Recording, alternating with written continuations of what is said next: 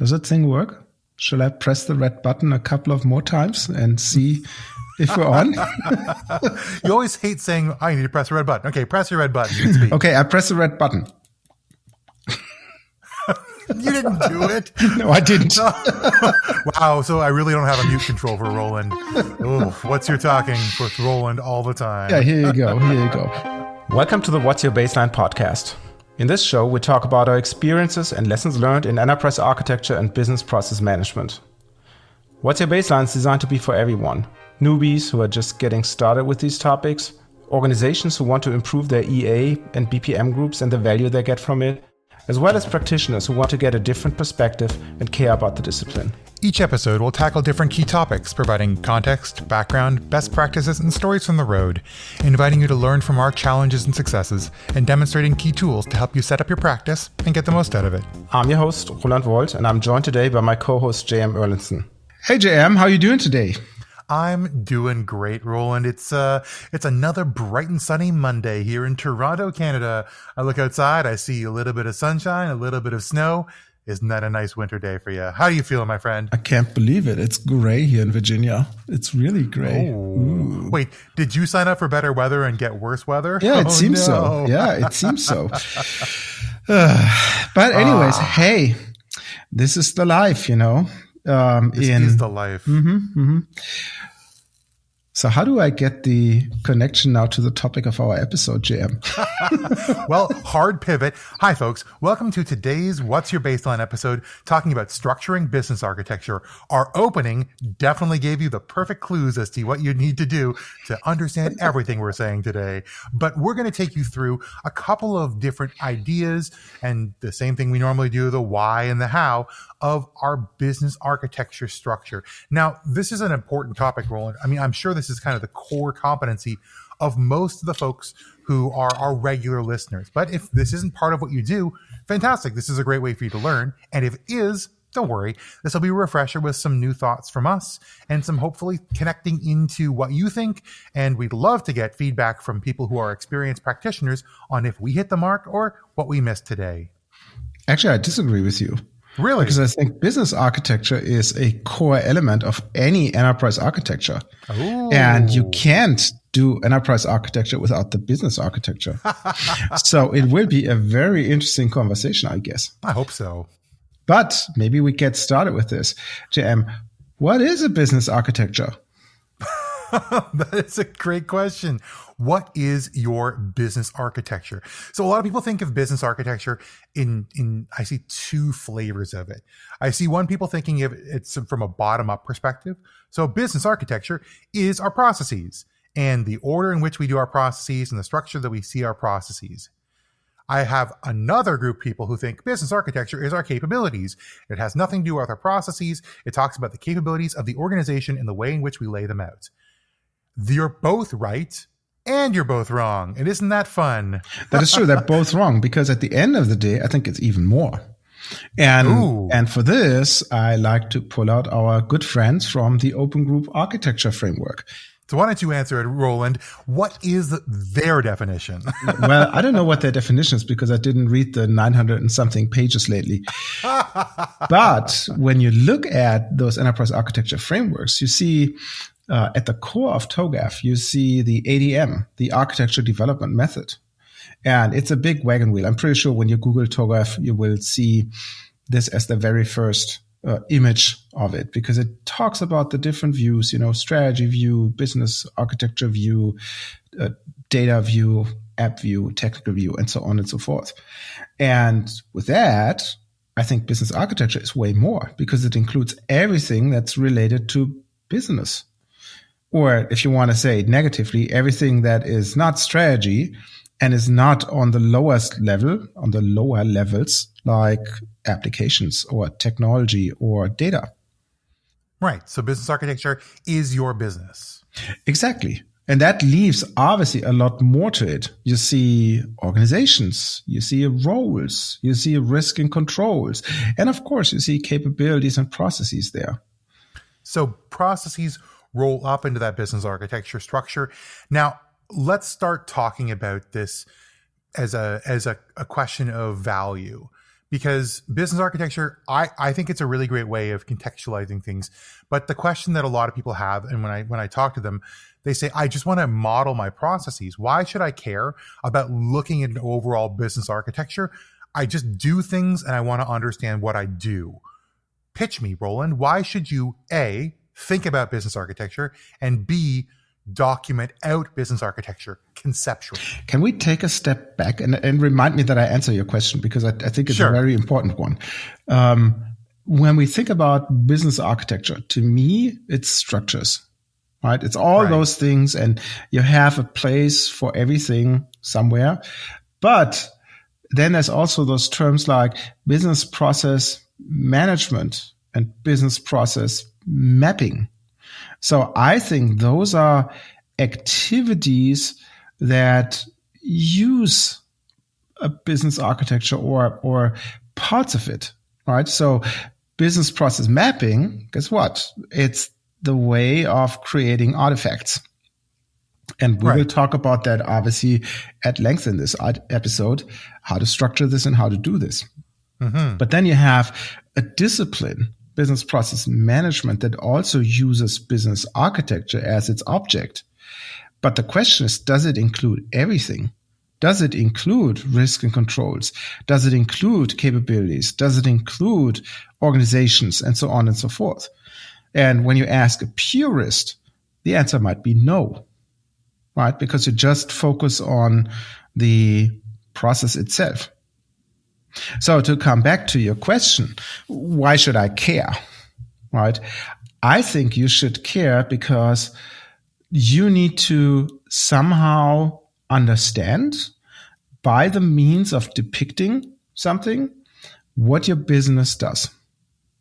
And that is twofold. Right. That is twofold. And I want to throw that wrench, quote unquote, into this, because you have the business model, which in my opinion actually doesn't have a lot to do with business architecture, and you have your operating model.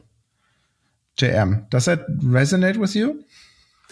It does. And I think you've hit on an interesting point, because your business architecture doesn't necessarily have to do a lot with your revenue generating core activity, like for the value proposition for the business to the market. You know, what do we do and what do people buy? How do we engage? Although it's the first thing that you'll notice if your business architecture is weak, that you won't be able to deliver those core services. You won't be able to achieve those value propositions. Mm-hmm. So while it is a loose coupling in terms of, like, I don't necessarily diagram out in structure in my architecture, you know, a picture of how I make money, all the things that business architecture does ensures that I have the right supports in place, that I manage the processes, and that I have the ability to repeatably deliver business. So in some ways, well, it might be the second thing you think about as a part of the, you know, the assemblage of a business and its a value proposition to the marketplace. It is perhaps the first thing you think of when you look at an operational side. So like your COO, your CIO will be looking at this piece of the puzzle while your CEO sells it. And that's a really good division of labor, because each focuses on what will help deliver their promises. I would see it in the same way with a slightly different twist. You know, and here comes the TOGAF purist out. You know, when you think about, you have a strategy phase, right? All those artifacts that you spoke about, you know, services and products and all those things that make you money, you know, your business model, they belong into that phase. And then you have that little hybrid thingy called capability, right? That does not belong here nor there. And once you have your business model, you know, hey, I want to become the richest man in the world. And my means of doing that is having a franchise of lemonade stands, right? And I figured out, okay, this is where I want to go. The logical question is, well, how do I do this? Right. And then the capabilities help you describe this on a very high level, but then you go into your operational model. And this is where the business architecture kicks in, right? You look at your processes and your structures and all that wonderful stuff. So I'm hearing, if you're thinking about business architectures and structuring them, why should I care? Because business architecture is what enables you to enact your business plan. Yeah, true. And that's a great way of putting it. And so the next logical question is, okay, so I have a big goal, or my company has a goal, or there's something that's stated. Where do I start breaking that goal down? How do I start breaking that goal down to make it so that this is into bite-sized chunks I can understand, I can collaborate on, and I can improve on to make this come to life in a repeatable, consistent, and excellent way? So in my opinion, it starts with the why. And we've spoken about that with our guests and between ourselves about how important it is to have a true reasoning for why you're doing something. That could be, obviously, as we've seen, for example, when we spoke with Laurie last season about the value of architecture, it could be helpful to do this as a communication item. But at the end of the day, from the episode with Mirko, people want to be motivated. They want to understand the why, right?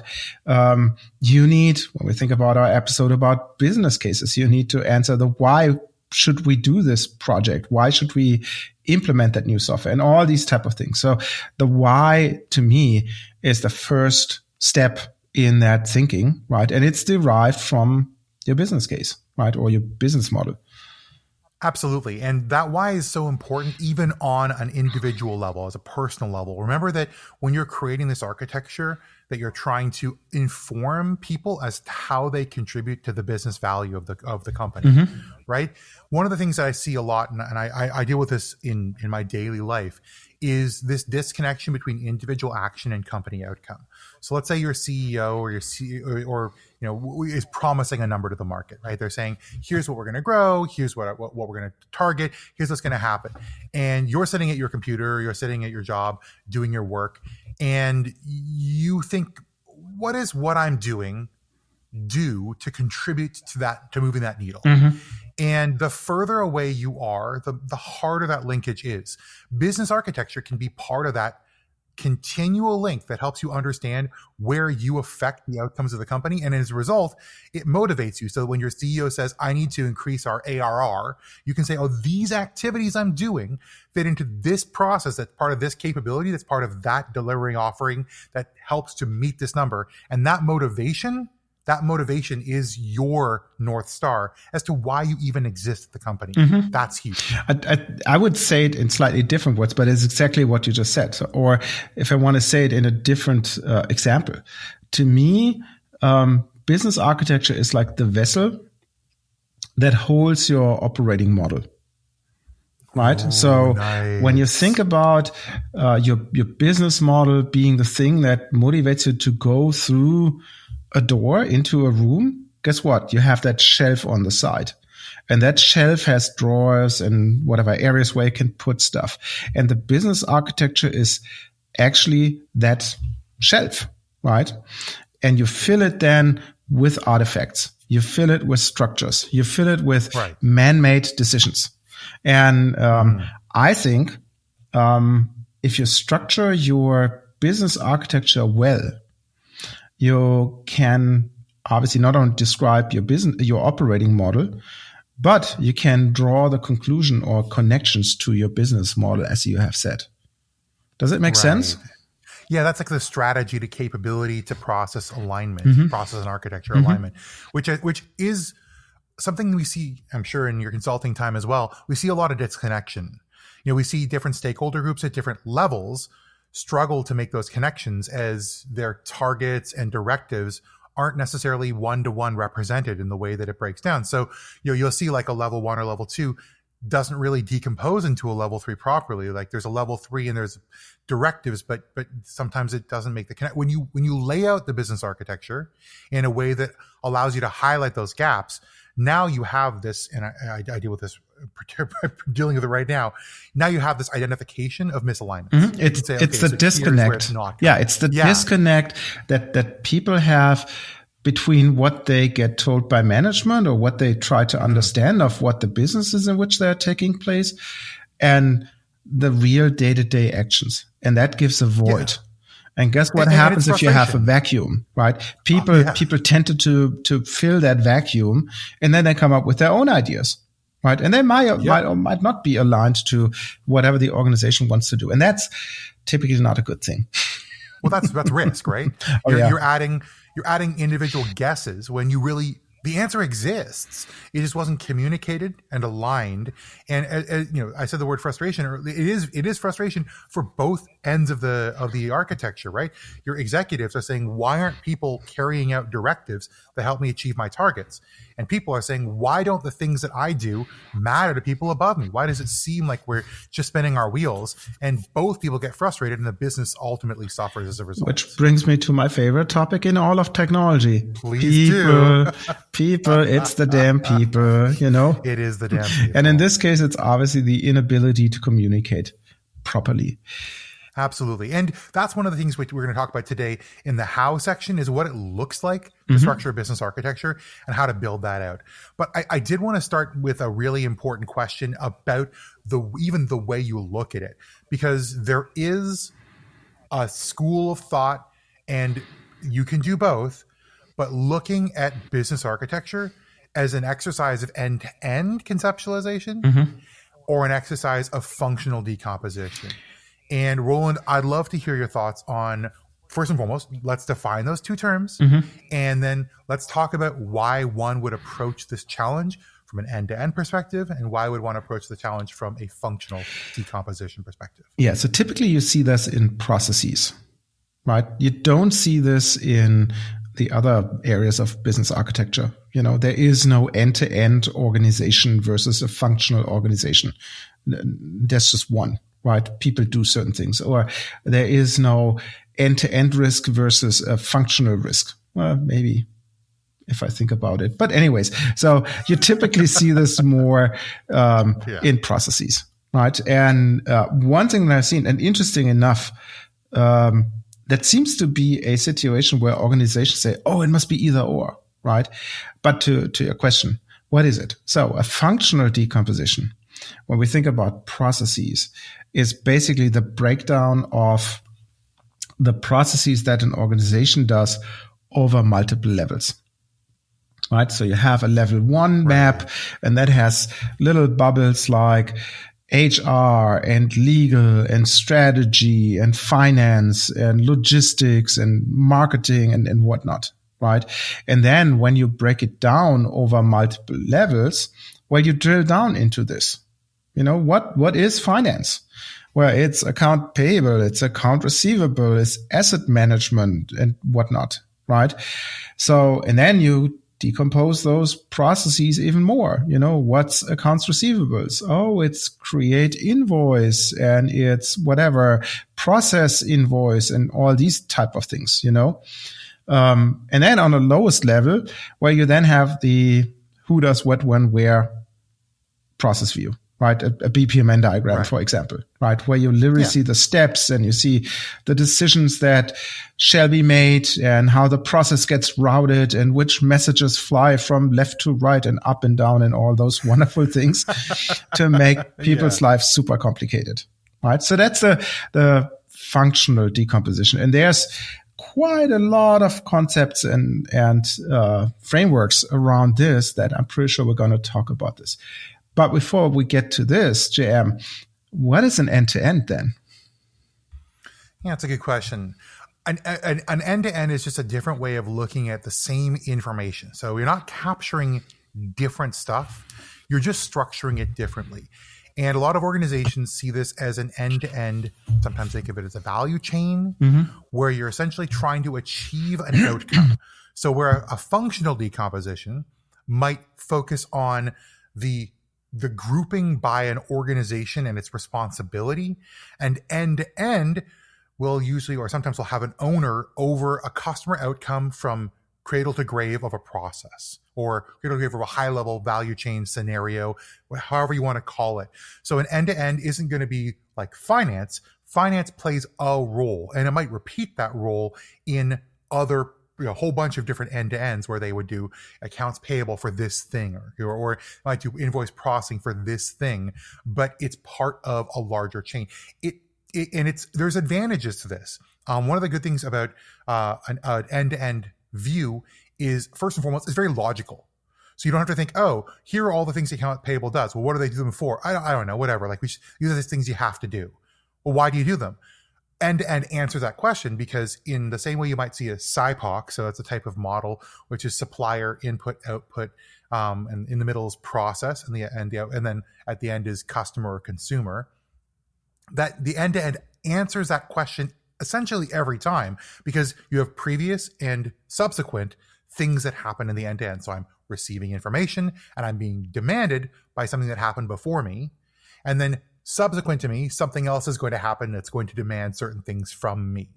So I can see that very easily. It's very logical. And if you have somebody who's owning that, which is a little easier to do in terms of like seeing the overall picture, it's going to give you the ability to control and manage, and particularly streamline the operations of the organization. So streamlining the way in which you do invoice processing as a single thread may not actually help the organization, but it makes your department look good. But streamlining how invoice processing is integrated with the total customer lifecycle is going to actually move the needle on your customer facing, let's say, NPS, because that's going to make your customers happier. So you know what I mean? It's the end to end is going to put all these together. And I think of them as vertical versus sort of a horizontal. This is where think process at the same level will be seen in a chain of events. I do agree with that. But you also said something that I would love, before we head to our break, I would love the audience to remember, because you said, well, functional view, functional process view is used to structure and locate the processes and determine responsibilities. So you see roles like a process owner for this, the process owner for finance, or the process owner for accounts receivable, or wherever you do your governance cut. From the end-to-end perspective, I wholeheartedly agree. It's the actual value creation, right? Yeah. And you use it as the baseline for your performance management. But when you think about it, who is the role that you attach to it? It's the product owner in the non-agile sense. When you think about a bank, the person who owns this specific product that sells you a 15 or 30-year-old long credit, right? Or a credit card for a certain market, or whatever financial products you might have. Or it could be a business unit owner, right? When you think about a regional manager or a product manager, if you will, and look at that. Yeah. Those guys typically do not care about, or not that much care about, the vertical borders, if you will, that we see in siloed organization, but they're interested in that horizontal walk through that maze and say, okay, what do I have to do? How do I perform with my product? I'm actually working with a company that does a really interesting thing. It's not quite the same, but the way they conceptualize it is through what they call experience owners, which is all about ensuring that the end-to-end is taken care of. And yes, these experience owners, their primary source of work isn't actually making changes to the way anything works. It's about making sure that the things work and assigning responsibility for changes where there are gaps in the overall value chain. Yeah. So they think, and I think this is a really good way of doing things. They sort of think of that as a quarterback, and then each box or each sort of symbol on their value chain is given an individual responsibility and a priority based off of its performance relative to its neighbors. And that creates this nice division of responsibility. Somebody's essentially the shepherd, and all the members of their flock are individually trying to make themselves as well as as good as possible based off of the feedback they get. That's not always done, and I think that experience owners or value chain owners, or you talk about product managers, product owners, ownership in general, is a very contentious subject. And talk to me about why that's important, because I think that's a really important thing for people to realize how much that's missing in a lot of organizations we go to. You mean why it's important to have those different ownership roles? Is important. Oh. Yeah. Oh, well, where do I start? I know. Well, people fight me on ownership, man. Like, we have this conversation, I have this conversation, I don't know, once every couple of weeks, where somebody's like, ownership's a tough subject here. And I'm like, how are you not, you don't have a value chain owner? Well, there's like a lot of I'm like, nobody's accountable for this. Yeah. Well, tell me about why that's important. I think that's the point. If you don't have somebody who's responsible for the outcome, then nobody's responsible for the outcome. right? That's one thing that I learned when I was in the military, where you learned that responsibility cannot be divided.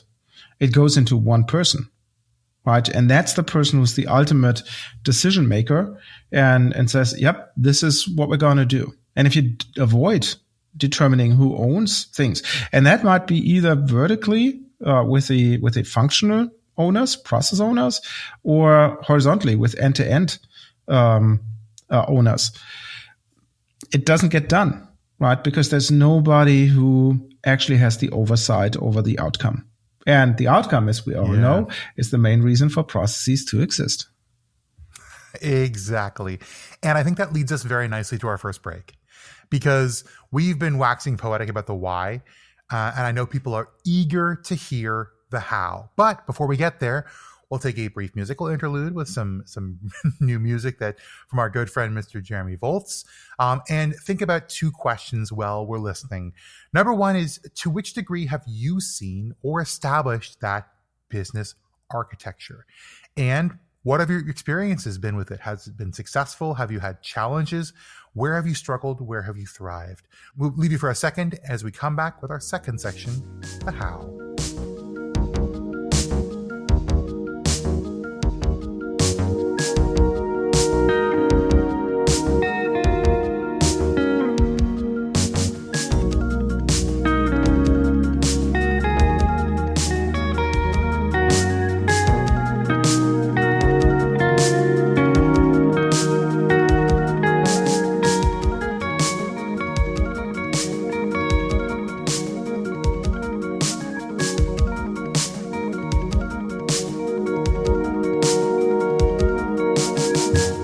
And welcome back to the second segment of our show today, the how.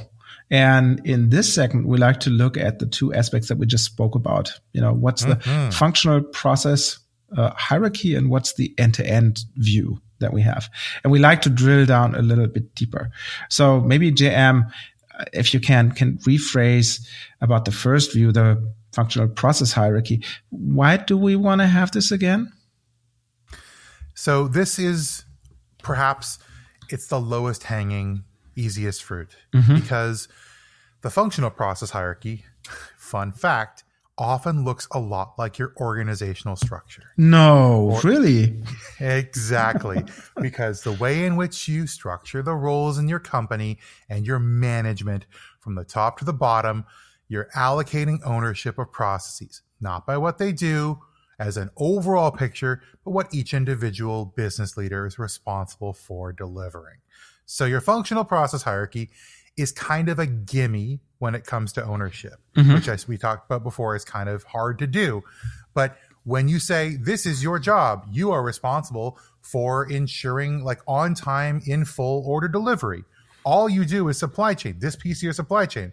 Like, all right, I guess that's my job. So when you break down the functional hierarchy, you have that little box around supply chain management, and that's one human being who's responsible because of their position.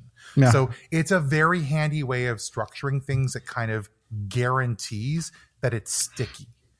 The other thing it does is it aligns with the way in which people conceive of your organizational structure and model. So they say, here are the things we need to deliver. So the core of our business, what do we do to make money? Here are the support processes. What do we do to make sure those core processes occur? So things that are not necessarily revenue generating, but are required to enable those capabilities. And here are the management processes. So how do we control and shape the way in which those other two, core and support, work? And so normally when you look at a functional process hierarchy, you will decompose that from the top down because it, once again, looks like your business. So you'll ask the question over and over again, what makes up this part of our business? And why do I do that? Once again, because it's easy and it aligns and it's somewhere to get started. Talk to me about what it typically looks like, Roland. Well, but that is one thing. I've seen that, right? I've seen good or bad. I've seen customers who just said, oh, you know what? I buy your tool and then I import APQC, the American Productivity and Quality Council's process framework. And then I manage my processes. Right? Done. Done. BPM is like so we're easy. every other business. Nothing special. We're just a normal business. That's Exactly. what a business looks like, right? So that's one way. Those clients typically realize pretty quickly that's not how it works in reality. So what I typically like to do is, and I think I mentioned that in a previous episode, I'm not 100% sure, is you do a top-down and a bottom-up approach, right? And you typically, when you think about your process hierarchy, you typically think about 4, 5 levels, right? I wouldn't go down further because when you think about it, you depict it like a pyramid. The more levels you add, the wider the base becomes, the more you will be busy with managing artifacts, right? Which is per se not value add, if you will. No, it's just an activity on this. But anyway, so say you have a 4 or 5 tier pyramid. What I would recommend to do is, in the first 2 weeks of your project, do top down and go and look at what are the big buckets that we have. The marketings, the finances, the logistics, the legals, the HRs of the world, right? Because that is how people think, right? And they take on responsibility, right? And then when you got consensus on this, yes, this is how we see it. Well, then you pull out whatever the hidden bomb, if you will, right?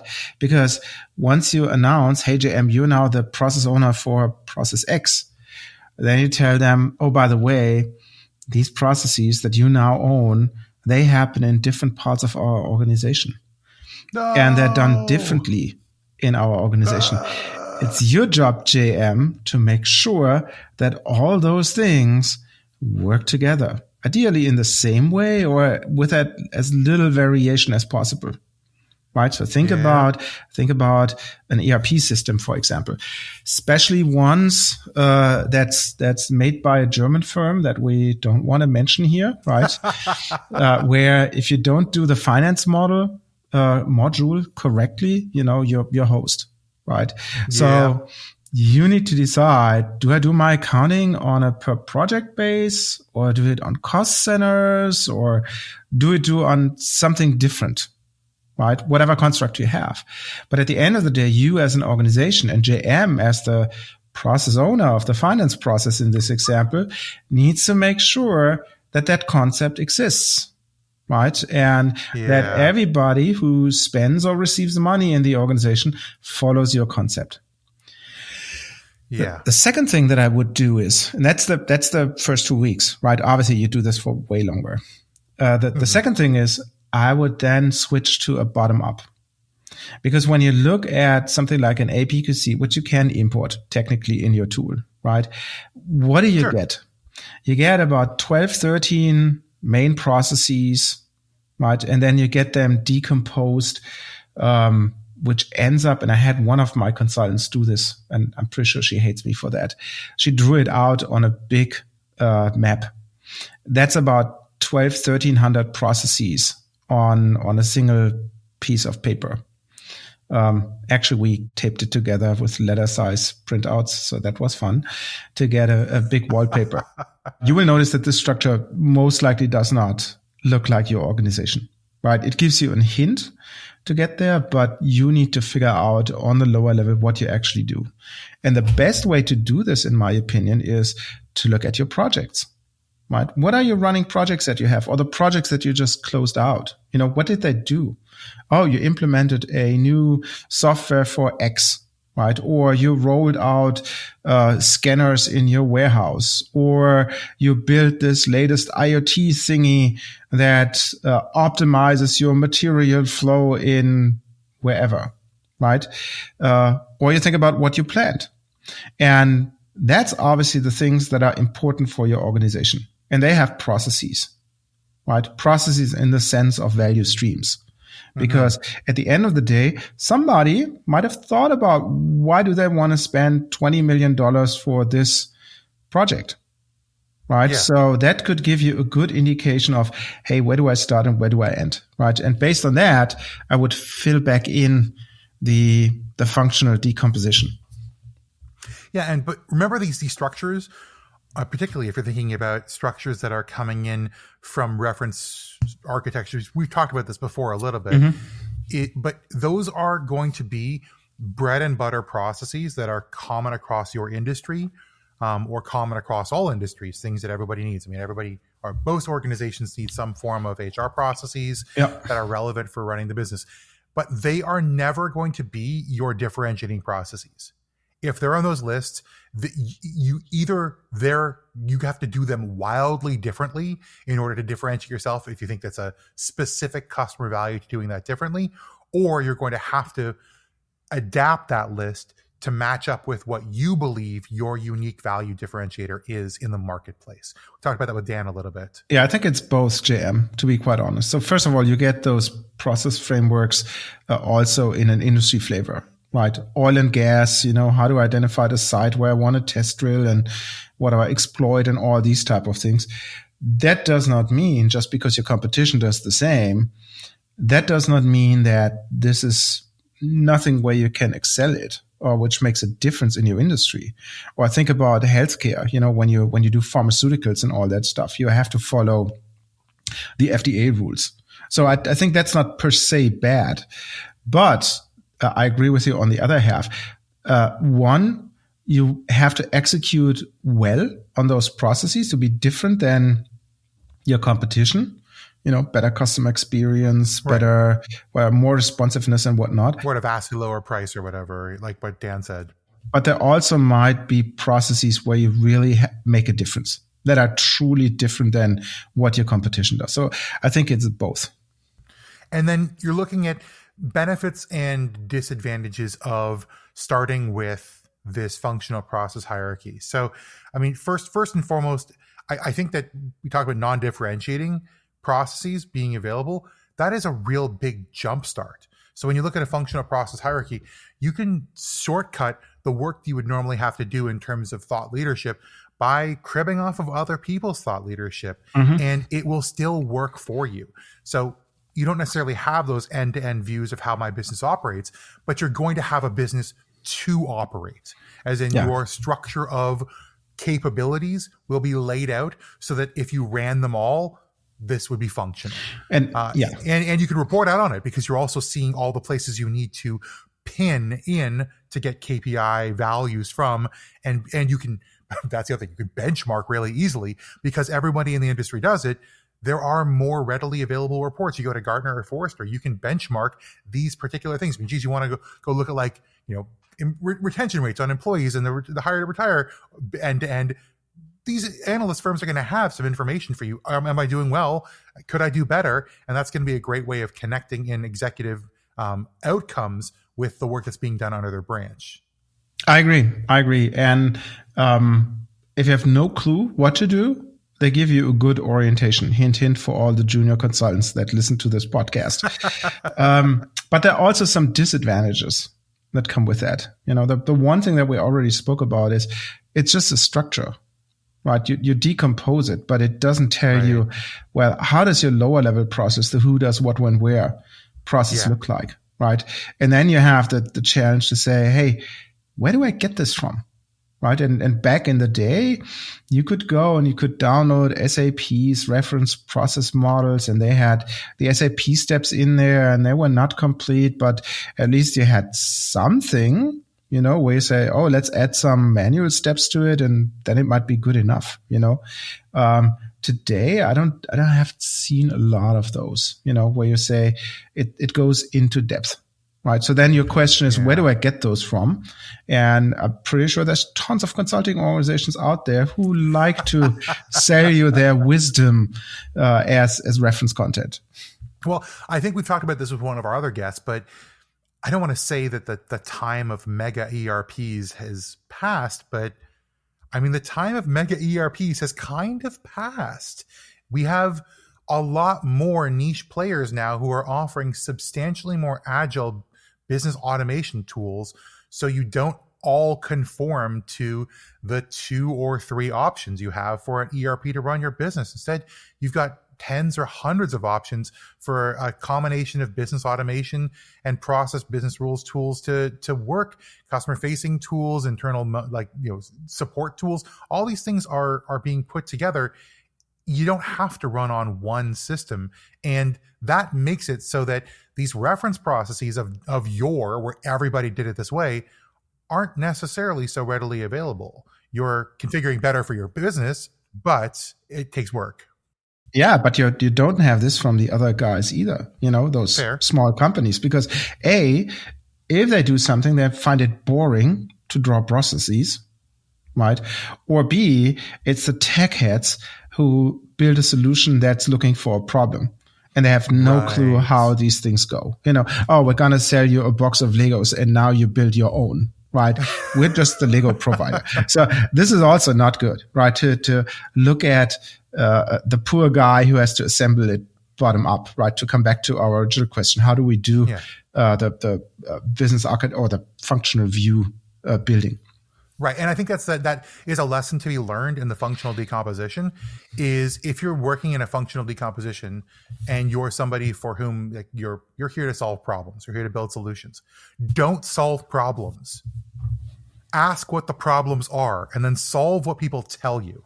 But if you're going to go and try and create a better way of doing things, you better understand the business value it provides before you try and deploy your solution, because chances are you're going to run into a whole bunch of other places that you've now just changed the way in which you interact without necessarily understanding why that was important in the other way of looking at things, our end-to-end view.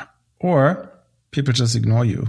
Right, you chase all that stuff, and you ask the project leads and all those guys about this, and then say, "What's the value add? Why should I talk to you? I've more important things to do." But anyways, JM, let's go to the second point that you alluded to, the end-to-end view. What is that again? That's a great question. So the end-to-end view is going to give us this overall picture of how the company actually operates. So the processes, or the high-level movement of information, movement of money, movement of effort across the end-to-end flow of business operations in a value chain. How do I create value to my business, for my customers? How do I take things from cradle to grave? And oftentimes there are a bunch of reference end-to-ends you might see, things you'll be very familiar with, like order to cash, procure to pay, hire to retire. And special sauce, here's what we do as an organization from the beginning of a process to the end of a process, flowing across all of our functional areas. So let me ask you a question. When in a functional view, we're speaking about 4 or 5 levels. On which level do those end-to-ends exist? It's a great question. I tend to like seeing an end-to-end at a level 3. So I'll take it from the very high-level structure of an organization to decompose them into the conceptual building blocks that make up the structure of that organization. And then I like to look at the capabilities that compose those building blocks. That's a level 3. And those capabilities will inform each other in a structure, or in a flow, if you think of it like that, in order to produce a business outcome. That's my end-to-end level. So I like to think at a level 3 so that I can draw scenario, if you think about it, the words that certain major ERP manufacturers use. I like to think of scenarios, and that level is where I'll draw out an end-to-end. How about you, Roland? Where do you think that? I would see it a little bit differently. Maybe it's just because I'm using different words for it. The way how I've done that in the past is that I would say it, by the way, if we have a 4-tier hierarchy, I would also see it on a level 3, right? But my reasoning is a little bit differently. My reasoning is the level 4 is my who does what when where, all the details, all the little activities that I do and whatnot. And one level above, that is where the value creation happens, right? How do I take those little building blocks and assemble them in a logical sequence to get something accomplished? Right. And then when I continue this, then I have 2 levels above this being open. And the way how I did it in the past was quite opposite. I just used them for structuring purposes. I said, which projects do you currently have? I have 5 major initiatives, and they break down into 27 different programs. And each of those programs has 1 or more of those end-to-ends underneath it.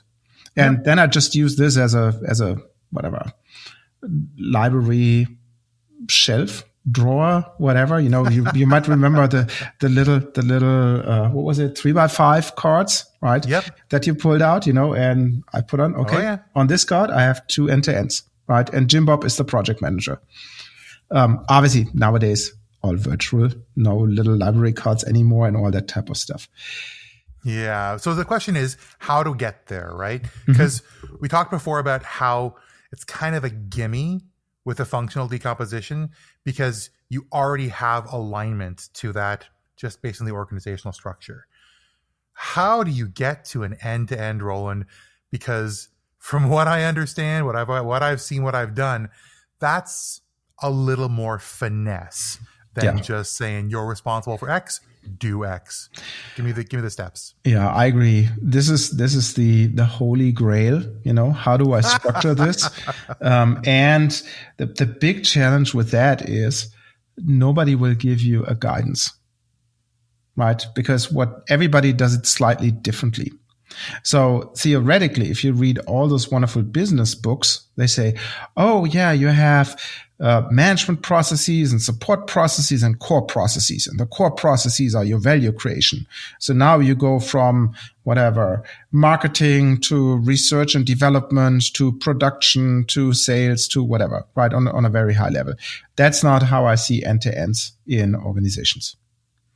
What I see is, as you have said before, things like a hire to fire or procure to pay or order to cash, these type of things. And those are, when you would think about a map of a city, those are the footpath of people who take shortcuts. Right. What are the ones that most people go? Because that's what people do. Right. And that might or might not fit into your wonderful roster of a North American city. So it's a little bit of art. It's a lot of negotiation. Because what do? You say, hey guys, this is how I see the value creation. And what does JM, the program manager, do? Well, the first question is, how do I fit into his ideas? And what happens if there's a difference, if there's a discrepancy between them, right? You would object, right? So now we need Jehan and her org change management to resolve this problem. But at the end of the day, what you need to do is to bring people on the same page. And there was one program that I worked on 15, 20 years ago. 21 years ago. That was with the German Armed Forces. And they had exactly the same problem. They wanted to implement SAP as their ERP system. And they had the different agencies, to the functional decomposition. You had HR and logistics and whatnot. And they always said, oh, this is all mine. And that was really a big negotiation exercise to say, okay, who's doing what? And I worked at that point in time, I worked with the armament agency, which is the agency that buys and sells stuff, and does quality management and testing and of material and all these things. And then I realized, crap, we're going to buy and sell a lot of stuff, right? Elsewhere in the organization, outside of my agency. Oh, and by the way, there's an agency that's responsible for finance. What? I actually am not myself when I spend money as the project lead on buying a new helicopter or ship or truck or whatever, and that was quite a mental shift, right? And they made it, right? It took some time, but they made it and made that shift. And then they actually embraced it and say, oh yeah, this is the way how we transform the organization, right? But again, to your question, there's a mix of art and negotiation that goes into designing the end-to-ends. And there's also, and I think we will talk about this, there's also the question of how do I do this and how do I react when I have shared processes in those end-to-ends and all those different things that we'll talk in a couple of minutes about. Well, actually, I can talk about that because I have really strong opinions on how you build this. So obviously we've talked a little bit about ownership and the finesse around value chain ownership rather than functional decomposition ownership. And I think that what needs to happen to make this really tick is rooted in the way in which you allocate permissions responsibilities, those sorts of things in how you document out and share and collaborate on these end-to-ends. So oftentimes you'll try and, when I look at end-to-ends, I'll try starting with a functional decomposition, at least to get in on the page, what are all the things we can do? So here are all the individual functions that we are able to do as an organization, and each one will have ownership associated with it, and as I said, by default, and responsibility. And listen, this is your area; you can do what you want with it, right? This is your thing. With the only exception, we need to make sure that you have some sort of input and output control and negotiation with your neighbors. You think about it, you talked about the desire path before. Someone needs to be able to walk across your property. Otherwise, they can't get to where they go. Next, what I like to do is I like to say, you own that, you have the permissions for this, and you can control it. But somebody has the permission to use your content. Think of it almost like a license. I license out this accounts receivable from you. Can I please have a license to this to reuse your process in my end-to-end view? So they are separate models, separate view models into this at that level 3 level we talked about before, reusing the exact same objects, if you want to think of it in a relational database capacity, because Roland, you and I both work on that kind of tool. So we're reusing their content as a building block for our content as experience owners or scenario managers or value chain managers, somebody who owns that end-to-end view. And in doing so, you do 2 really important things. Number 1 is you reuse content to vastly accelerate the process of development, because you are taking industry terms, you are taking validated company functions, you're making sure that you're not just making it up, you're using real resources. That's number 1, vastly accelerates it. Number 2, and perhaps more importantly, you're starting to tag your sphere of influence to other parts of the business who are going to be impacted by the operations of your business from a functional perspective as your end-to-end executes. And so now you can assemble your group of stakeholders almost by like automatically, by default. It comes out. And in doing so, you've now brought people together to have a conversation. And sometimes it's a difficult conversation. I'm sure you've sat in those contested rooms where everyone blames everyone else for the failure of an end-to-end. No. But at least they're all in the room. They're all in the room. That's what matters. The silent ones are the more tensionous meetings in there, where everybody just sits there and looks at other people but don't want to speak.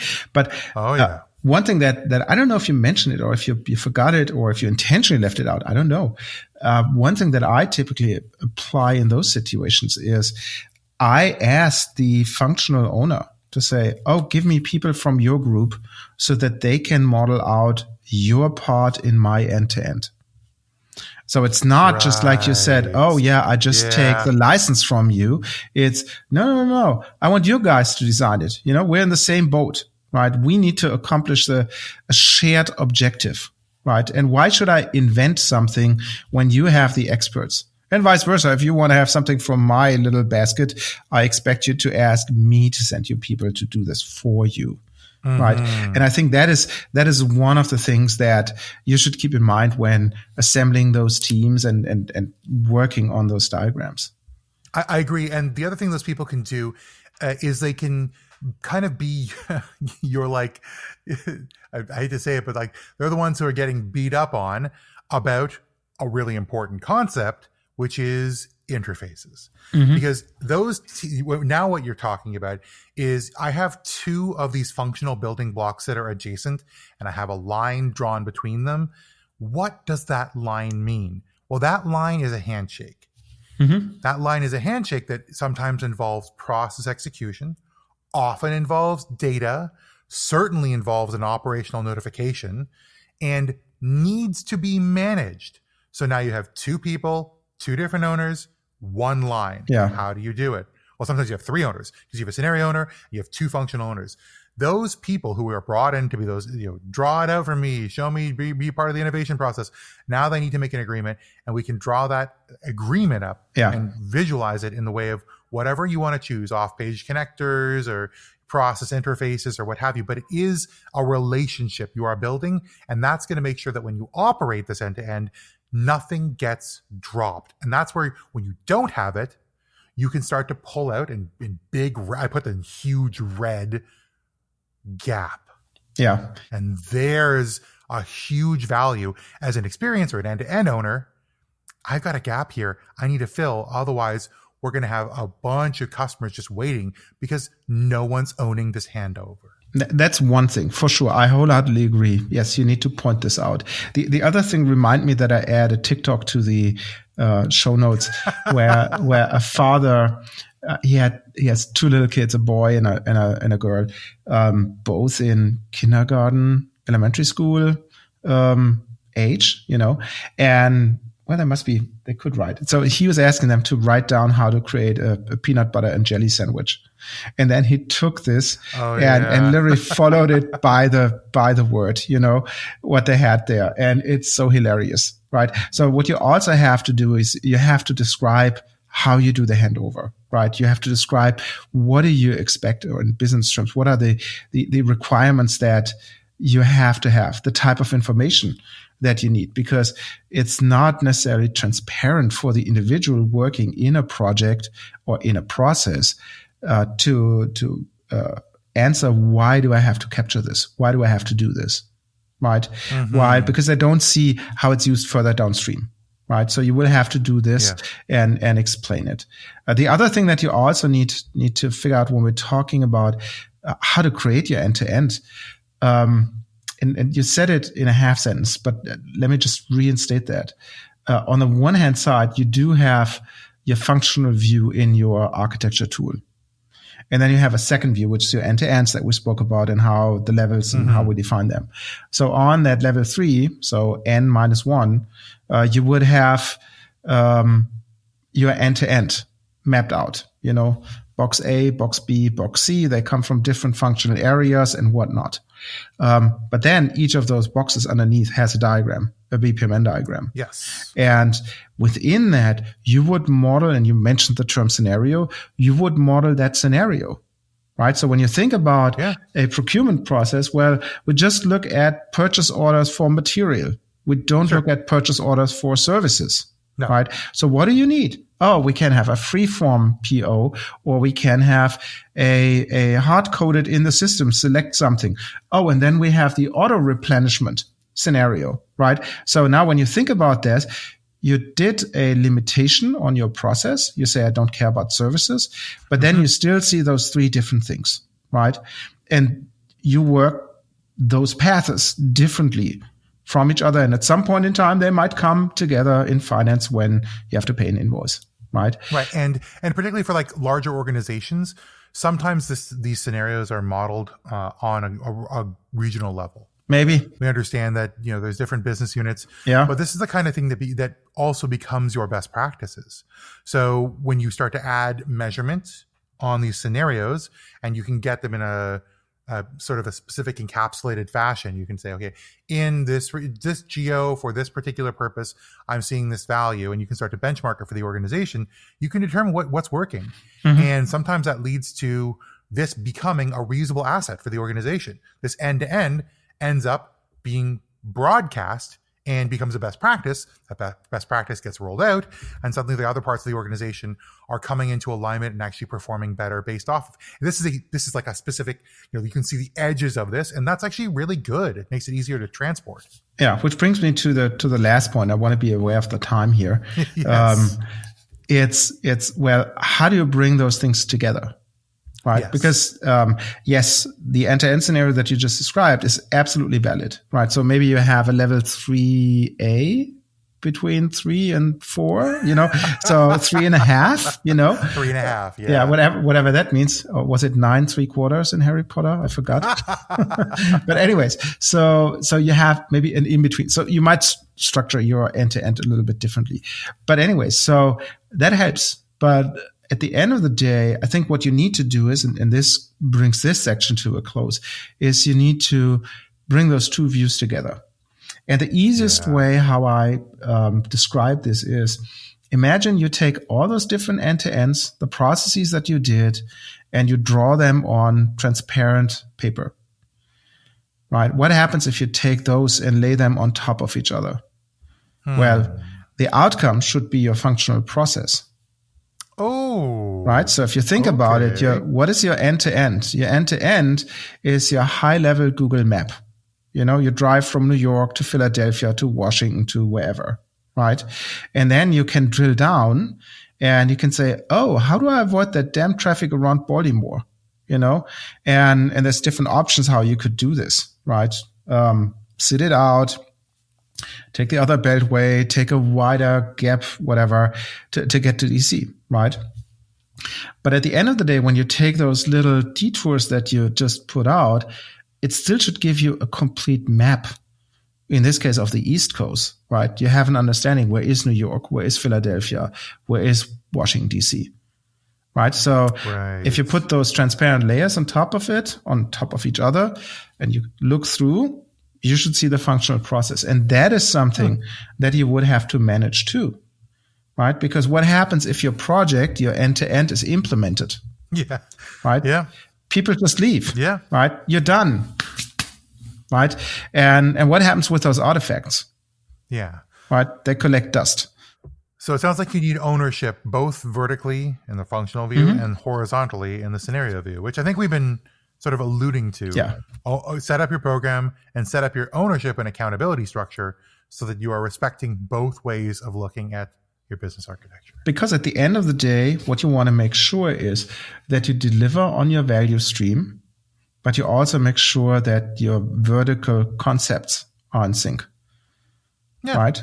That makes a lot of sense. And you need to have both somehow being managed. And if you just do one, guess what? You miss the other half. Well, that leads us to our our question for this section. Hopefully, if people have gotten a lot of really good information out so far. But think about yourselves. So your organization, what side of the fence did your organization land on when it started its concepts? Was it a vertical sort of functional decomposition, or did it see things horizontally as an end-to-end and managing that series of end-to-ends? Do they have both? And if you only have one concept right now, why didn't you pursue both? What are you missing that will let you get to that view that maintains ownership over the structure of the organization and the outcomes of the organization?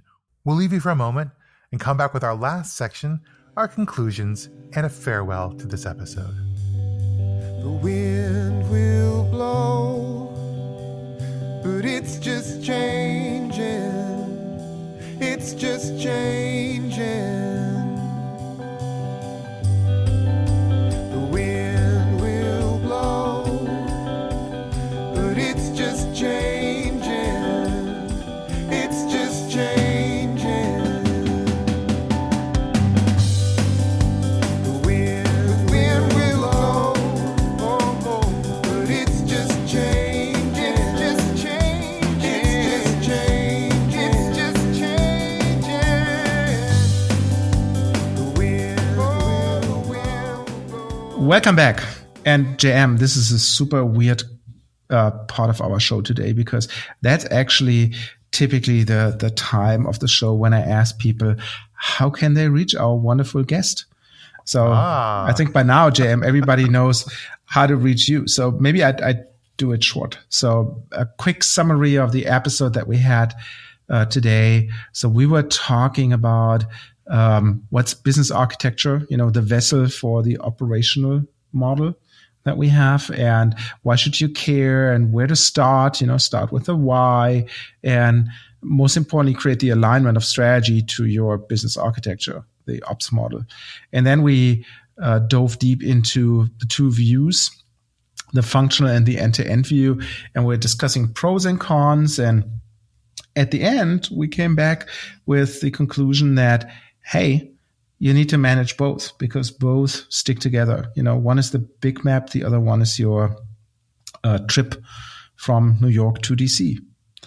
But fear not, JM. I wrote 2 articles last year about those 2 topics, and I definitely will put some links to those 2 articles on whatsyourbaseline.com on the show notes, so that everybody can reread all that stuff with colorful pictures, and hopefully it becomes a little bit clearer re-listening to this episode after reading the 2 articles. And speaking of whatsyourbaseline.com, that is a quick pitch for the website and a huge thank you to our listeners. So thank you for joining us on this romp across structuring your business architecture. This is a lot of fun for us, and I'm really glad to see all of the listeners out there enjoying what we do and giving us fantastic feedback. You can go to hello@whatsyourbaseline.com. I know that's an email address, and email us some thoughts and feedback on what we've been doing. Or you can go to whatsyourbaseline.com specifically for this episode /episode 42 to find out more about all the things Roland has written, including some full show notes and links to our humorous TikToks that we've found that might describe the scenarios we talked about in this episode. But until the next one, I've been J.M. Erlinson. And my name is Roland Volt. And we will see you in the next one.